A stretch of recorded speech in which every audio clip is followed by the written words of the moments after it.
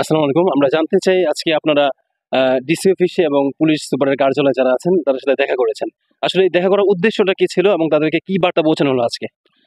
আজকে আমাদের মুন্সিগঞ্জ জেলার ইসলামী দলগুলির সর্বদলীয় নেতৃবৃন্দ, জেলা সভাপতি, সেক্রেটারি অনেকে আছেন, থানার আছেন, এই নেতৃবৃন্দ নিয়ে আমরা প্রশাসনের সাথে ডিসি মহোদয় এবং পুলিশ সুপার ওনার সাথে সাক্ষাৎ করে আমরা, এটা হলো সৌজন্য সাক্ষাৎ। ওনারা আমাদের মুন্সিগঞ্জে আসছেন চাকরির সুবাদে, যতদিন থাকেন তারা আমাদের মেহমান, এই জন্য তাদেরকে আমরা সৌজন্য সাক্ষাতে স্বাগত জানাই আসলাম। দ্বিতীয়ত, মুন্সিগঞ্জ জেলায় মানে চাঁদাবাজ, সন্ত্রাসী যারা অপরাধী, এদেরকে যেন তারা শক্ত হাতে দমন করেন। আমরা ইসলামী সব দলগুলির পক্ষ থেকে প্রশাসনকে সর্বাত্মক সহযোগিতা করবে আশ্বাস দিয়ে এসেছি।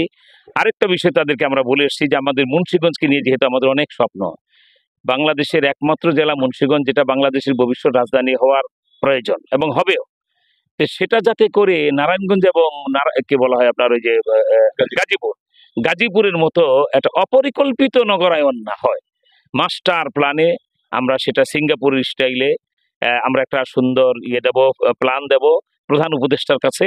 সেখানে ওই প্ল্যানে যাতে করে সিঙ্গাপুর এবং ইউরোপ থেকে লোক আসে পর্যটক হিসাবে আমাদের মুন্সিগঞ্জ দেখার জন্য, যে মুন্সিগঞ্জ কত অত্যাধুনিক শহর, ওই কাজে যে আমরা সর্বদলীয়ভাবে মাঠে নামবো সে ব্যাপারে ওনারা প্রশাসনিক দায়িত্ব বলেন। যদি এটা ওনাদের জেলা না, ওনারা আরেক জেলার লোক চাকরির সুবাদে এখানে আসছেন, কিন্তু ওনারা বাংলাদেশের নাগরিক।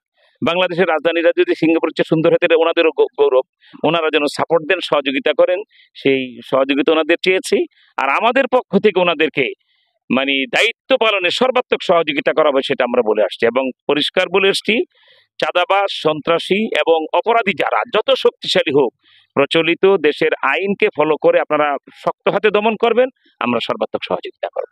এটার জন্য আজকে মূলত আসা। ধন্যবাদ।